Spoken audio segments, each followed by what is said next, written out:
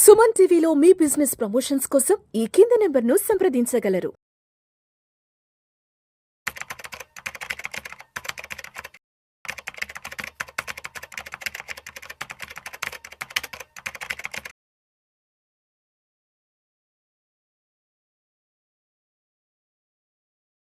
నమస్తే అండి, నేను మీ రేవంత్ చలమల.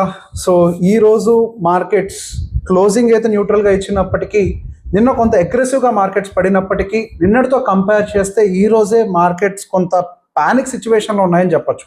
సో ఈరోజు పెద్దగా ఏం పడలేదు కదా, అందులో ప్యానిక్ ఏంటి అంటే ఐ ఎక్స్ప్లెయిన్. సో బేసిక్గా టెక్నికల్ లెవెల్స్ బ్రీచ్ అవడం ఇదంతా కూడా కొంతవరకు జరిగింది. అండ్ దాంతోపాటుగా మనకి రేపు మార్కెట్ సెలవు, బుధవారం రోజున అంటే 26వ తారీఖు. సో మనకి బుధవారం రోజు నైట్ ఎన్విడియా రిలేటెడ్ రిజల్ట్స్ కూడా రాబోతున్నాయి. సో యుఎస్ మార్కెట్స్ ఆల్రెడీ కొంతవరకు వాటిల్లో ఉండేటువంటి అంటే యుఎస్ మార్కెట్లో ఉండే ఇంటర్నల్ ఎకనామిక్ సిచ్యువేషన్స్ వల్ల ఆల్రెడీ ఫాలో అవుతుంది. నిన్న కూడా కొంత నాస్డాక్ ఇదంతా కూడా ఫాలో అయింది. సో రేపు బై ఎనీ ఛాన్స్ నాస్డాక్లో కనుక ఎన్విడియాలో కనుక రిజల్ట్స్ కొంచెం డిసప్పాయింట్ చేసిన, లేకపోతే వాళ్ళ యొక్క ఫ్యూచర్ గైడెన్స్ కొంచెం డిసప్పాయింట్ చేసిన మార్కెట్లో కరెక్షన్ ఎక్కువగా వచ్చే అవకాశాలు కూడా మనకి కనిపిస్తున్నాయి. సో యుఎస్ మార్కెట్ మొత్తాన్ని కూడా డ్రైవ్ చేసింది మనకి ఏఐ రిలేటెడ్ టెక్ స్టాక్సే, అది ఎన్విడియా పర్టికులర్గా. So deep seek related threat ఏమైనా కనుక వాళ్ళు ఫేస్ చేస్తున్నారో నాకు నెంబర్స్లో కనిపించినా లేకపోతే గైడెన్స్లో కనిపించినా కానీ ఈ సెల్లింగ్ యాక్సలరేట్ అవుతూ మరింత ఇబ్బందుల్లోకి వెళ్ళే అవకాశాలు ఉంది. So at the same time మనకి మరికొన్ని న్యూస్లు కూడా ఇక్కడ కనిపిస్తున్నాయి. సిటీ బ్యాంక్ ఏం చేసింది, సిటీ బ్యాంక్ మన నిఫ్టీకి సంబంధించినటువంటి టార్గెట్ని 26,000కి రివైజ్ చేసింది, అంటే ఓవర్ వెయిట్ పొజిషన్ ఇస్తుంది. బై డిసెంబర్ 26,000కి వెళ్తుంది అని. సో నిజంగానే మార్కెట్ అంతా రికవర్ అయిపోయి మళ్ళీ ఆల్ టైమ్ హై సైడ్ వెళ్తుంది అని అంటే, సో ఈ ఫారెన్ బ్రోకరేజెస్ ఇచ్చేటువంటి ఆ కామెంటరీని మనం పూర్తిగా నమ్మకూడదు. వాళ్ళకు సంబంధించినటువంటి క్లయింట్స్ని ఆ పొజిషన్స్ నుంచి బయటికి తీసుకొచ్చే ప్రయత్నం కూడా అవ్వచ్చు. కొంత ఇటువంటి న్యూస్ని దృష్టిలో పెట్టుకొని మార్కెట్ కనుక ఏమైనా బౌన్స్ బ్యాక్ అయిందనుకోండి అప్ సైడ్, వాళ్ళు అగైన్ మళ్ళీ సెల్లింగ్ ట్రిగ్గర్ చేసే ప్రయత్నం కూడా చేసే అవకాశాలు ఉన్నాయి. సో వీటన్నిటిని దృష్టిలో పెట్టుకొని మనం ఎకానమీ ప్రకారమే నడుచుకుంటూ వెళ్దాం. రేపు జూలైలో వచ్చే క్వార్టర్లీ రిజల్ట్స్ వరకు కూడా కొంత అబ్జర్వ్ చేసి ఆ తర్వాత మార్కెట్ డైరెక్షన్ ఎట్లుంటుందో కూడా చూడొచ్చు. సో ఈ రోజు ఎంటైర్ మార్కెట్ మనం గమనించినట్లయితే పర్టికులర్గా ఆటో, కన్జ్యూమర్, ఎఫ్ఎంసీజీ, టెలికామ్ ఈ సెగ్మెంట్స్ అన్ని కూడా కొంతవరకు స్టేబుల్గా ఉన్నాయి. సో ఈ రోజు IT, oil and gas, capital goods, PSU banks ఇవంతా కూడా కొంతవరకు వీక్నెస్ అయితే క్లియర్గా చూపించాయి. ఇన్ఫాక్ట్ ఈ రోజు మన market last half an hour అంటే లాస్ట్ 1 అవర్లోనే కిందకి రావడం గమనించాం. కరెక్ట్గా చెప్పాలంటే లాస్ట్ 45 మినిట్స్లో. లాస్ట్ 45 మినిట్స్లో మేజర్గా మనకి మార్కెట్లో నుంచి నెగిటివ్ పాయింట్స్ వైపుగా పుష్ చేయడానికి కారణమైంది మాత్రం నేను రిలయన్స్గా ఎక్కువ అనుకుంటున్నాను. అండ్ దాంతోపాటుగా పిఎస్యూలో కూడా లాస్ట్ 45 మినిట్స్లో ప్రాఫిట్ బుకింగ్ అయితే కనిపించింది. సో ఈ రోజు మార్కెట్ మనకి నెగిటివ్లో క్లోజ్ అవ్వడానికి అయితే రిలయన్స్, అది కూడా లాస్ట్ మూమెంట్లో వచ్చినటువంటి సెల్ ఆఫ్, అదేవిధంగా పిఎస్యూస్లో వచ్చినటువంటి సెల్ ఆఫ్ మనకి నెట్ నెగిటివ్లో క్లోజ్ అయ్యే విధంగా కనిపించింది. ఈరోజు market majority of the time మనకి కొంత పాజిటివ్గా క్లోజ్ అవుతుంది అని హోప్ని ఇచ్చినప్పటికీ లాస్ట్ మూమెంట్లో నెట్ నెగిటివ్, అది కూడా కొన్ని టెక్నికల్ లెవెల్స్ బిలో క్లోజ్ అవటం అనేది మాత్రం కొంత డిసప్పాయింటింగ్ పాయింట్ అని మనం చెప్పుకోవచ్చు.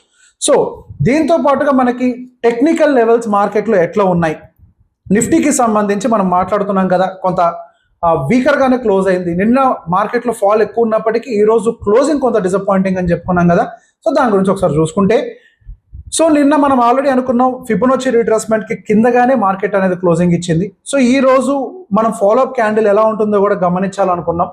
సో ఫాలోఅప్ క్యాండిల్ ఈ రోజు కూడా సెకండ్ డే కూడా మనకి ఆ ఫిబొనాచి లెవెల్స్ కింద క్లోజ్ అవడమే కొంత డిసప్పాయింటింగ్.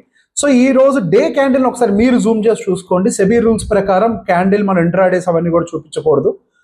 సో మనకి లాంగ్ విక్ ఫామ్ అయింది, అంటే మార్కెట్ పైకి వెళ్ళే కొద్దీ పర్టికులర్గా ఫిబొనాచి రీట్రేస్మెంట్ 50 లెవెల్ ఏదైతే ఉందో దానికంటే అబోవ్ వెళ్ళే కొద్దీ సెల్లర్స్ యాక్టివేట్ అయ్యి మార్కెట్ని డౌన్ సైడ్ పుష్ చేసే ప్రయత్నం చేశారు. అది కూడా లాస్ట్ మూమెంట్లో పర్టికులర్గా యాక్టివిటీ అనేది కనిపించింది. సో దీంతో మనకి 22,000 వైపుగా మళ్ళీ గేట్స్ ఓపెన్ అవుతున్నాయా అని ఒక కన్సర్న్ కూడా కనిపిస్తుంది. సో మనకి 22,500 ఫస్ట్ మనం అనుకున్న టార్గెట్ అదైతే రీచ్ అయిపోయింది డౌన్ సైడ్ లెవెల్. సో నేను ఇక్కడి నుంచి అయితే స్టెబిలిటీ వస్తుందేమో అని చెప్పి ఒక హోప్ అయితే నాకు ఉంది, కానీ ఈరోజు క్యాండిల్ అయితే కొంత సాటిస్ఫాక్షన్ ఇవ్వలేదు. బట్ స్టిల్ మన ఒక మాటకైతే స్టిక్ అవ్వాలి. 1 వీక్ క్యాండిల్ క్లోజింగ్ వరకు కూడా మనం వెయిట్ చేయాలి. వెంటనే నిర్ణయాలు తీసుకోకుండా కూడా మంచిది కాదు. సో స్టిల్ క్లోజింగ్ మనకి లోవర్ సైడ్ వచ్చినప్పటికీ ఈ శుక్రవారం క్లోజింగ్ వరకు ఒకసారి వెయిట్ చేసి మళ్ళీ రీవాల్యుయేట్ చేద్దాం. మనం ఇంతకుముందు కూడా అదే అనుకున్నాము. బట్ క్లోజింగ్ మాత్రం కొంతవరకు బ్యాడ్ సిచ్యువేషనే. 22,000 ఒకవేళ మనకి శుక్రవారం కనుక క్లోజింగ్ నెగిటివ్గానే అయింది అని అంటే, ఇప్పుడున్న లెవెల్స్ కంటే కింద అయింది అని అంటే మాత్రం 22,000 గేట్స్ ఓపెన్ అవుతాయి. సో ఈ సెల్లింగ్ అనేది మరికొద్దిగా యాక్సలరేట్ అయ్యే అవకాశాలు అయితే కనపడుతున్నాయి. దానికి ప్రధాన కారణం ఎఫ్ఐఎస్ సెల్లింగే. దానికి మించిన పెద్ద ఎత్తున రీజన్స్ అయితే మన ఇండియాలో ఏం లేవు. నిన్న కూడా 6,500 crores వరకు కూడా ఎఫ్ఐఎస్ సెల్లింగ్ అయితే కంటిన్యూ చేశారు. గత కొన్ని రోజులుగా చేసినటువంటి సెల్లింగ్స్ అది one of the highest selling, అంటే నిన్న చేసినటువంటి సెల్లింగ్. డిఐఎస్ సపోర్ట్కి ప్రయత్నిస్తున్నారు కానీ వాళ్ళు కంప్లీట్గా మార్కెట్ని హోల్డ్ చేసేంత సపోర్ట్ని అయితే వాళ్ళు కూడా ఇవ్వలేకపోతూ ఉండొచ్చు. మేబీ ఎఫ్ఐఎస్తో పాటుగా ఇండియాలో ఉండేటువంటి హెచ్ఎన్ఐస్ కావచ్చు, ఇట్లా మరికొంతమంది బిగ్ ప్లేయర్స్ కూడా సెల్లింగ్ని ట్రిగ్గర్ చేయడం వల్ల డిఐఎస్ దగ్గర ఉన్నటువంటి సపోర్ట్ సరిపోక మార్కెట్ డౌన్ సైడ్ స్లైడ్ అవడం అయితే కంటిన్యూ అవుతుంది. సో ఈ రోజు మేజర్గా డ్రాగ్ చేసినటువంటి సెక్టార్స్ మనకి metal, reality, PSU, commodity, IT, energy ఇవన్నీ కూడా కొంతవరకు డ్రాగ్ చేసాయి. అండ్ ఇవాళ కొంతవరకు మిడ్ అండ్ స్మాల్ క్యాప్ అయితే తక్కువగానే పడ్డాయి. అఫ్ కోర్స్ ఆల్రెడీ ఎక్కువగా పడ్డాయి కాబట్టి ఈ రోజు తక్కువగా పడి ఉండొచ్చు, బట్ దట్ డజంట్ మీన్ అవి స్టేబుల్గా ఉన్నాయని. ఎండ్ ఆఫ్ ద డే ఆ రెండు కూడా 0.5% వరకు కూడా ఫాల్ అయితే కనిపించింది. సో ఈ ఫాల్ మరి కొంత వరకు ఎక్స్టెండ్ అవ్వడానికి చాలా క్లియర్గా ఎవిడెంట్గా కనిపిస్తుంది. లాస్ట్ 1 year యావరేజ్ డేటాతో చూస్తే mid and small cap segments Nifty 50తో కంపేర్ చేసి అండర్ పర్ఫార్మెన్స్ అయితే స్టార్ట్ చేసేసాయి. సో ఇది మనం గుర్తుపెట్టుకోవాల్సిన మేజర్ పాయింట్. సో మనం ఆప్షన్ చైన్ డేటా కూడా చేస్తాం కదా, అంటే ఓపెన్ ఇంట్రెస్ట్ డేటా ప్రకారం కూడా ఒకసారి అనలైజ్ చేసే ప్రయత్నం చేద్దాం. సో అన్ని వీక్స్ కంబైన్ చేస్తే ఫ్రమ్ 27th February ఎక్స్పైరీ నుంచి next 37 days 3rd April expiry వరకు కూడా క్లబ్ చేసి చూసినట్లయితే మనకి 22,500 దగ్గరే మన సపోర్ట్ వస్తుందని హోప్ అయితే ఉంది. కానీ మేబీ వాళ్ళు ఈజీగానే వైపౌట్ కూడా అవ్వచ్చు, మనం చెప్పలేం. కొన్ని ఫేక్ బ్రేక్అవుట్స్ వచ్చి వైపౌట్ కూడా చేసే అవకాశాలు ఉన్నాయి.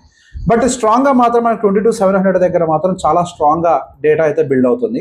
సో పర్టికులర్గా ఈ వీక్ ఎక్స్పైరీ అవ్వబోతుంది, అంటే మన ఈ month end expiry 27th February expiry data కనుక గమనించినట్లయితే డేటా చాలా క్లియర్గా 22,700 దగ్గర చాలా స్ట్రాంగ్గా రెసిస్టెన్స్ అయితే బిల్డ్ అవుతుంది. అక్కడికి సెల్లర్స్ అనేవాళ్ళు బాగా యాక్టివ్గా పార్టిసిపేట్ చేస్తున్నారు. ఈ రోజు కూడా గమనించాం, కొంచెం పైకి వెళ్ళిన వెంటనే 22,600 టచ్ చేసిన వెంటనే మనకి సెల్లర్స్ అనేవాళ్ళు యాక్టివేట్ అయిపోయారు. అక్కడ నుంచి మార్కెట్ని కిందకు పుష్ చేయడం మొదలు పెట్టారు. సో ఇట్లా డేటా ఉంది కదా, రేపటి నుంచే మార్కెట్ కిందకు వస్తుందని అంటే అటువంటి కండిషన్ అయితే కాదు. And there will be a temporary bounce 100%. 22,800 వరకు కూడా మనకి టెంపరీ బౌన్స్ వచ్చే అవకాశాలు కనపడుతున్నాయి. 22,800 దగ్గర నుంచి వెళ్ళిన తర్వాత అక్కడ రెసిస్టెన్స్ అనేది ఫేస్ చేస్తూ అక్కడ నుంచి ఒకవేళ సెల్లింగ్ కంటిన్యూ అయ్యేది ఉంటే అక్కడ నుంచి అయ్యే అవకాశాలు ఉన్నాయి. కానీ ఇలానే కంటిన్యూస్గా ఫాలో అవుతుందని అంటే అట్లేం ఉండదు. మార్కెట్ స్ట్రక్చర్ అలా ఉండదు. మనకి సపోర్ట్ బ్రేక్ చేసిన తర్వాత మళ్ళీ ఒక బౌన్స్ కూడా రావచ్చు. సో ఆ బౌన్స్ మనకి పైకి వెళ్తూ 22,800 దగ్గర. సో బేసిక్గా మార్కెట్ 22,000 ఫస్ట్ కిందకి రీచ్ అవ్వాలంటే ఫస్ట్ 22,800 టెస్ట్ చేయాలి. అక్కడ టెస్ట్ చేసిన తర్వాత సస్టైన్ అవుతుందో లేదో కన్ఫర్మ్ చేసుకున్నాకనే కిందకు వచ్చి ఈ రీసెంట్లోని బ్రేక్ చేసి అప్పుడు 22,000కి వెళ్తుంది. కానీ ఇక్కడ నుంచి ఇక్కడికి డైరెక్ట్గా 22,000కి ట్రావెల్ చేయడం అంత ఈజీ కాదు. అంటిల్ అన్లెస్ ఏదైనా నెగిటివ్ న్యూస్ ట్రిగ్గర్ అయితే తప్పించి ఆ న్యూస్కి సంబంధించి మనకు తెలియదు. ఓవర్ నైట్ వస్తే మనం దానికి ఏం చేయలేము. స్ట్రక్చరల్ మాత్రం మార్కెట్ డైరెక్ట్గా అట్లా వెళ్ళడం సాధ్యం కాదు. సో మ్యూచువల్ ఫండ్ డేటా కూడా ఒకసారి చూద్దాం, యావరేజ్ రిటర్న్స్ అనేవి. సో మనం మ్యూచువల్ ఫండ్స్ అంతా కూడా నిన్నటి క్లోజింగ్ డేటా ప్రకారం మాట్లాడతాం. ఐటీ సెగ్మెంట్ నిన్న యావరేజ్గానే 2.44% మైనస్లో లాస్ని అయితే క్రియేట్ చేసింది.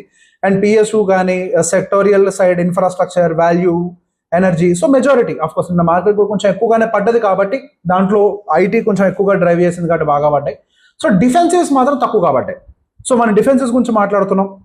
ఫార్మాసిటికల్, కన్జంప్షన్, బ్యాంకింగ్ ఇవి కొంత స్టేబుల్గా అయితే నిలబడ్డాయి. సో గోయింగ్ ఫర్దర్ ఇవి పడవు అనేది లేదు, మార్కెట్ పడుతుంటే అవి కూడా పడతాయి కానీ తక్కువగా పడే అవకాశాలు ఉంటాయి. మార్కెట్ కన్సాలిడేట్ అయితే ఇవి పైకి వెళ్ళే అవకాశాలు ఉంటాయి మనం మాట్లాడుకుంటున్నాం. So defences could be stable. So నిన్న కూడా అంత ఫాల్లో కూడా డిఫెన్సెస్ కొంత స్టేబుల్గా ఉండే ప్రయత్నం అయితే చేశాయి. సో రేపు బుధవారం మార్కెట్కి సెలవు. సో మనం ఎన్విడియా రిజల్ట్స్ కూడా క్లోజ్గా ట్రాక్ చేస్తూ ఉందాం. ఆ రిజల్ట్ని బేస్ చేసుకొని మనకు గురువారం ఓపెనింగ్ డిసైడ్ అయ్యే అవకాశాలు ఉన్నాయి. సో గురువారం మార్కెట్ క్లోజ్ అయిన తర్వాత మళ్ళీ ఒకసారి ఎనాలిసిస్ తోటి వచ్చే ప్రయత్నం చేస్తాం. Thank you very much.